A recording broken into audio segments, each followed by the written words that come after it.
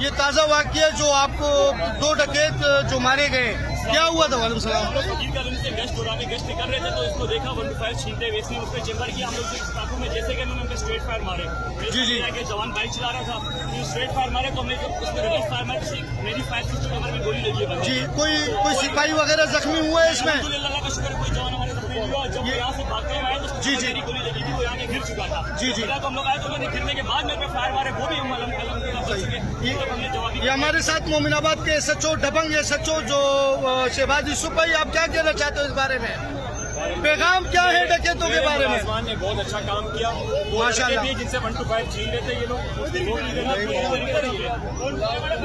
जी शहबाज भाई, आप बात करें, कंटिन्यू रखें। जिनसे छीन लेते हैं, इन्होंने बहुत अच्छा काम किया। इंशाल्लाह इनके नाम से ये आप देख सकते हैं जो 2 डकैत मारे गए हैं, मोमिनाबाद SHO की दबंग कार्रवाई। और ये आप एम्बुलेंस देख सकते हैं।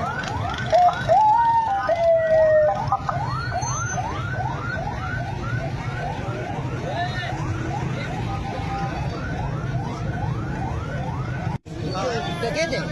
नहीं बाइकों के पीछे वो लोग गए साहब, नुमान लोग गए, नुमान साहब।